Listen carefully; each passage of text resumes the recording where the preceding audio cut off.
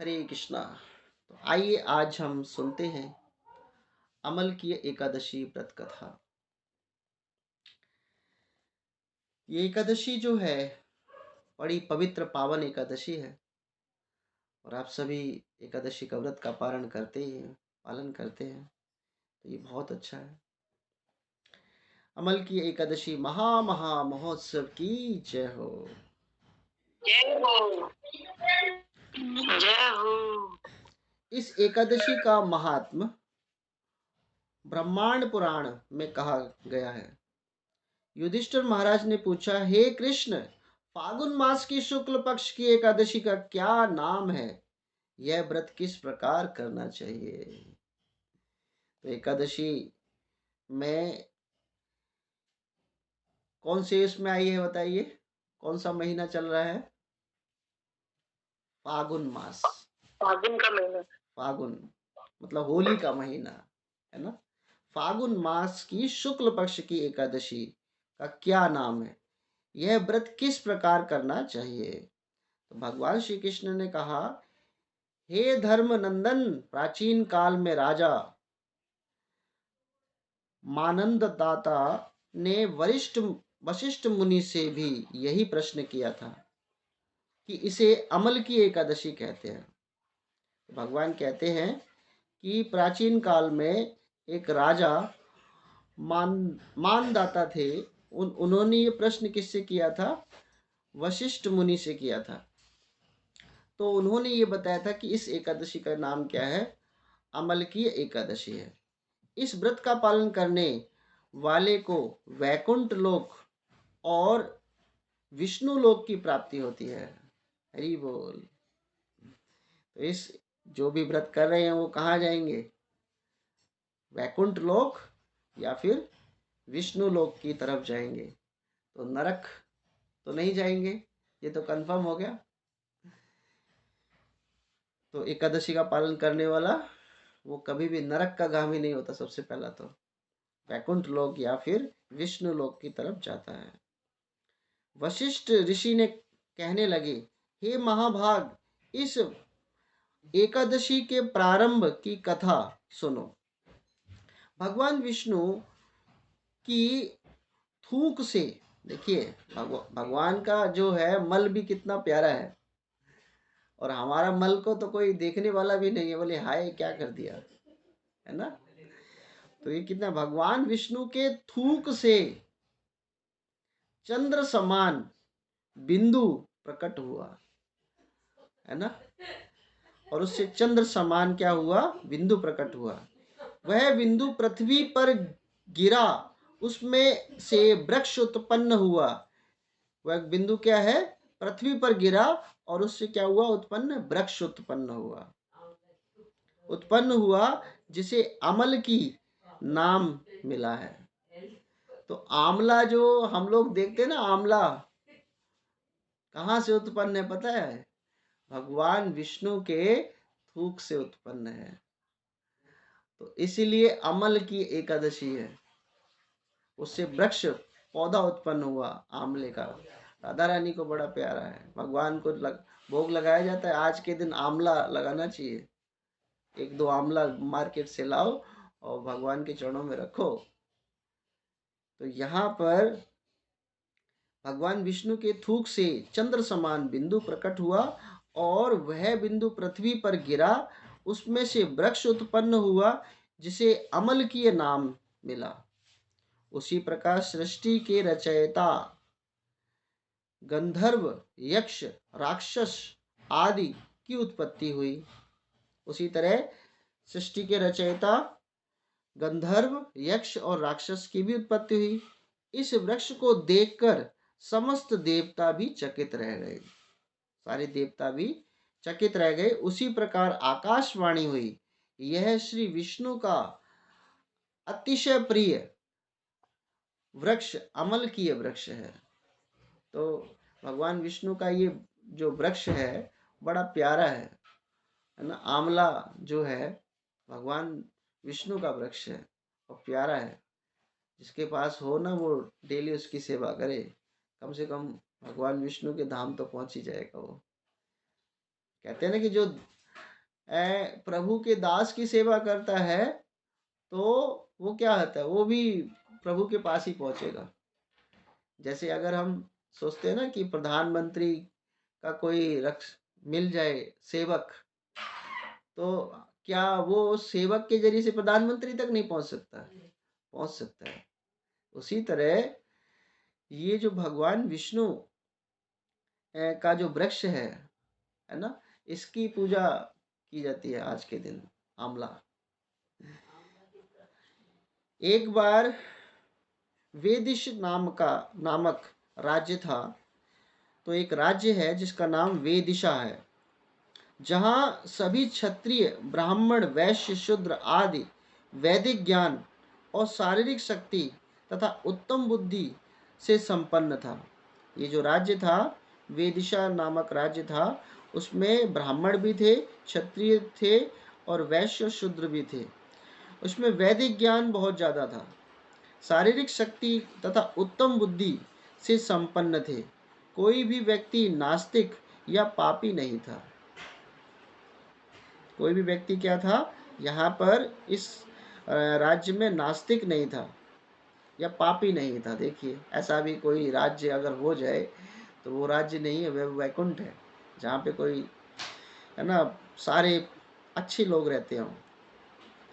इस राज्य में चंद्रवंशी राजा पशुबिंदु का अन्य एक चित्र रथ भी था। ऐसा कहा जाता है कि वे धार्मिक और सत्यप्रिय राजा थे। तो ये जो थे राजा पशुबिंदु जो थे, वो बहुत ही धार्मिक राजा थे और सत्यप्रिय थे। देखो, अगर राजा धार्मिक है तो प्रजा तो स्वाभाविक होगी, है ना। तो इस प्रकार जो है उसके राज्य में कोई पाप नहीं था, सारा कुछ अच्छा था।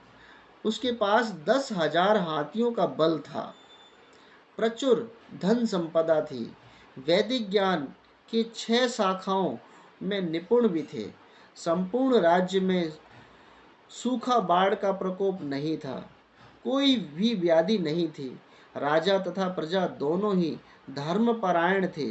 राजा स्वयं भगवान शिव के विशेष सेवा करता था तथा मास के दोनों एकादशियों का पालन करता था। इस प्रकार अनेक वर्षों तक वहाँ के नागरिकों अत्यंत समृद्ध का जीवन यापन कर रहे।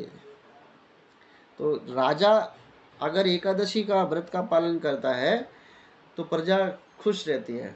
कहने का तात्पर्य है कि अगर घर का जो मुखिया है, घर का जो हेड है, मुखिया है, अगर वो एकादशी व्रत का पालन करने लग जाए तो घर में ना तो जैसे इस राज्य के में क्या है, बल भी है, धन भी है, संपत्ति भी है, वेद सब कुछ है। तो अगर घर का मुखिया भी एकादशी का व्रत का पालन करे तो फिर क्या हो जाएगा, उसमें तो घर में ना किसी चीज की कमी नहीं होगी। तो राजा अगर कर रहा है तो प्रजा तभी तो सुखी है। एक बार अमल की एकादशी का उपवास आया। राजा चित्ररथ ने इस व्रत का महत्व को जानने हेतु घोषणा की, राज्य के सभी नागरिक गंभीरता पूर्वक नीति नियम का पालन करते हुए पवित्र एकादशी व्रत करेंगे। राजा ने स्नान करके, राजा और प्रजा मंदिर, मतलब राजा कहाँ स्नान करके, नदी में स्नान करके राजा कहाँ गए, प्रजा तथा मंदिर गए जहाँ पर आंवले का वृक्ष था। और सर्वप्रथम राजा एवं अग्रणी संतों द्वारा वृक्ष को जल, उत्तम छत्र, स्वर्ण, हीरे, मणकी, मोती, नीलम, सुगंधित अगरबत्ती अर्पित करके भगवान परशुराम की प्रार्थना से आराधना की। देखिए, तो राजा ने क्या किया, आंवले का वृक्ष वहाँ गए और फिर जल अर्पण किया वहाँ पर, और स्वर्ण, हीरे, मोती, सुगंधित अगरबत्ती, ये सब कुछ भगवान को अर्पित करी। हे भगवान परशुराम, कृपया इस पवित्र अमलकीय के नीचे आए और हमारा प्रणाम स्वीकार करें। अब वहाँ पे राजा ने क्या किया, राजा पशुविंद ने कि परशुराम को प्रणाम किया, भगवान को प्रणाम किया कि आप अमल की वृक्ष के नीचे आए और हमारा प्रणाम स्वीकार करें। तत्पश्चात अमल की वृक्ष की आराधना करी, अमल अमल आमले के वृक्ष की आराधना करी। पूरी रात्रि ऑन करो, पूरी रात्रि राजा तथा प्रजा पवित्र वृक्ष की पूजा आराधना करते हुए जागते रहे। इसी बीच एक ऐसा व्यक्ति वहां आया जो पशु हत्या जैसे घृणित कृत्य द्वारा अपने अपने परिवार का भरण करता था। यहाँ पे समझने वाली बात है। फिर वहां पे एक ऐसा व्यक्ति आया, पूरी रात राजा ने क्या किया, जैसे एकादशी के दिन सोना नहीं चाहिए, है ना, क्योंकि एकादशी पूर्ण तब होती है जब रात्रि कीर्तन भी किया जाए। तो यहाँ पर राजा क्या कर रहे थे, पूजा आराधना कर रहे थे रात्रि में। तो उसी समय एक ऐसा व्यक्ति आया, पशु हत्या करता था, घृणित कृत्य कर मतलब गंदे गंदे सारे कार्य करता था, वो व्यक्ति आया। थकान और पापों के बोझ तले फंसे शिकारी ने राजा प्रजा द्वारा किए जा रहे उस धार्मिक कृत्य को भी देखा। अब उसने क्या किया, उस पापी ने, शिकारी ने धार्मिक कृत्य को भी देखा कि राजा द्वारा जो किया जा रहा है। वह पेड़ के पीछे छिपकर यह संपूर्ण पूजा कार्यरत देखता रहा और भगवान दामोदर की लीला का गान करता रहा। कितनी सुंदर कृपा है ना, कि अनजाने में ही अगर कोई इस प्रकार देख ले। आगे देखिए, सूर्योदय के समय राजा और प्रजागण ने अपना एकादशी व्रत का पारण किया तथा अपने राज्य लौट गए। शिकारी भी अपने झोपड़ी में लौट आए। देखिए, राजा जो है, एक जब एकादशी आती है तो हमें क्या करना होता है, अपने आप को संसार से थोड़ा हटाना पड़ता है। संसार से हटाना इसलिए है क्योंकि देखिए यहाँ पर भी राजा कहाँ गए थे, राज्य से थोड़ा दूर चले गए थे जहाँ पे शांति हो, एकादशी का व्रत का पूरी अच्छी तरह पालन हो। बल्कि राजा तो उस मंदिर में, परशुराम मंदिर में वहां पे गए। लेकिन हम लोग कहाँ क्या करते हैं एकादशी के दिन, सारी भौतिक बातें इधर से उधर करते रहे, वो नहीं होना चाहिए। फिर वो व्रत नहीं, व्रत खंडित समझो उसका। तो शिकारी की झोपड़ी, शिकारी क्या, सूर्योदय के समय राजा प्रजागण ने अपने एकादशी व्रत का पारण किया और अपने राज्य लौट गए। शिकारी भी झोपड़ी लौट गए आया। समय बीतता गया और एक समय आया कि शिकारी की मृत्यु हो गई। अब वो शिकारी जो जिसने कथा सुनी थी, राजा का जो देखा था, उसकी क्या हो गई, कुछ समय बाद मृत्यु हो गई। परंतु अमल की एकादशी की संपूर्ण रात्रि जागरण और भगवान की लीला गान श्रवण मात्र से उसके इतने पुण्य अर्जित किए गए, उन्होंने उसे राजयोग बना दिया। वही शिकारी अपने इन पुण्य कर्मों के नाम से राजा विदुरथ का पुत्र और वशुरथ के रूप में पैदा हुआ और उनसे जयंती नामक का शासन किया। देखिए, शिकारी जो था उसने एक थोड़ी सी क्या सुन ली, वो रात्रि जागरण कर लिया बस उसने। और रात्रि जागरण करने पर क्या हुआ, उसने श्रवण किया तो भगवान की कितनी बड़ी कृपा है, भगवान ने तो उसको राजा बना दिया। भगवान ने उसको राजा बना दिया। शिकारी क्या बन गया, राजा बन गया, विदुरथ का पुत्र और वशुरथ के रूप में पैदा हुआ, जिसका नाम वशुरथ। और जयंती नामक राज्य का शासन मिला। जयंती आज भी देखेंगे, गूगल पे टाइप करेंगे जयंती तो आ जाता है, तो वो उसका राज्य था। राजा वशुरथ शक्तिशाली एवं निडर, सूर्य की भांति तेजस्वी क्या था, राजा वशुरथ जो था शक्तिशाली भी हो गया। देखिए, सूर्य की भांति जो है तेजस्वी, चंद्र की भांति सौम्य और पृथ्वी की भांति क्षमाशील और भगवान विष्णु की भांति शक्तिशाली था। वाह, तो जो एकादशी व्रत कथा सुनते भी है ना, वो क्या होने वाले हैं? शक्तिशाली होने वाले हैं, तेजवान होने वाले हैं, है ना, चंद्र की तरह, सौम्य की तरह। तो क्षमा बहुत सुंदर है। पृथ्वी की भांति क्षमाशील। जितना पृथ्वी क्षमा करती है ना, उतना कोई करता है? पृथ्वी पर हम थूकते हैं, गंध करते हैं, पृथ्वी मैया हमारा सब कुछ सहन करती है ना। तो ये पृथ्वी की तरह हो गए, बिल्कुल। राजा राजा विदुरथ के पुत्र जो वसुरथ हैं, वो पैदा हुए।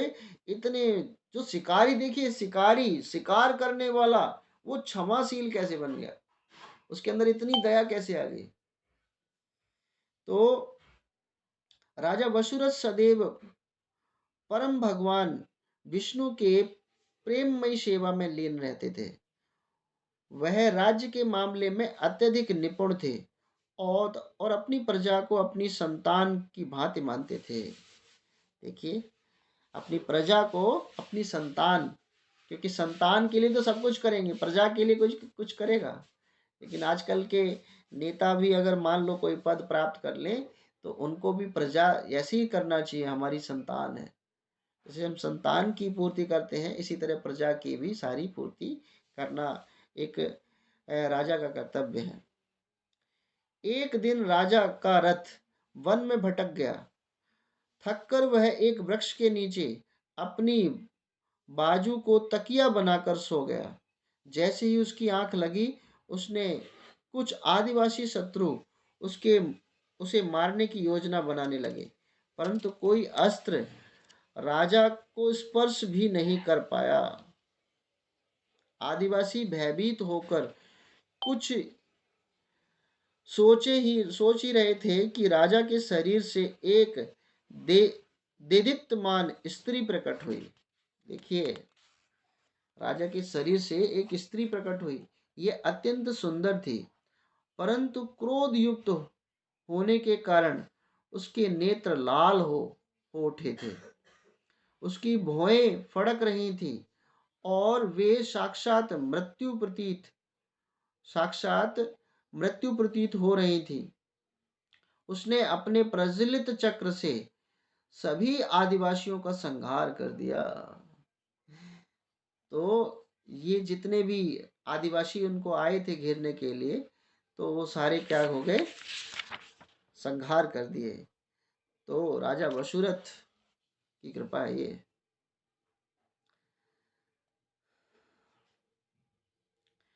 उसी क्षण राजा ने निद्रा भंग हुई और उसने आदिवासियों को मृत अवस्था में देखकर आश्चर्य प्रकट हुआ। उसने पूछा कि वे कौन थे, उन्होंने जिसने मेरी सहायता की है। तभी आकाशवाणी हुई, निसंदेह तुम्हारी रक्षा उन्होंने की है जो उन सबकी रक्षा करता है, जो निष्काम अभाव की से उनकी शरणागत करता है। तो देखिए, भगवान के यहाँ पे जाने के लिए क्या होना चाहिए? निष्काम होना चाहिए, कोई इच्छा नहीं भगवान से, निष्काम लेकर प्रकट होना चाहिए। क्योंकि हम मांगेंगी भी तो भगवान से क्या मांग सकते हैं? हमारी बुद्धि इतनी तेज नहीं है कि हम मांगे। हम ध्रुव महाराज की तरह नहीं मांग सकते। ध्रुव महाराज ने कहा मुझे कुछ नहीं चाहिए, बस प्रभु आप ही चाहिए।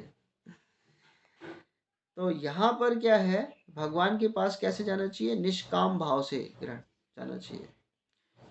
इन शब्दों को सुनकर राजा परम भगवान के प्रति प्रेम की अभिभूति हो उठे और वह अपने नगर पहुंचे।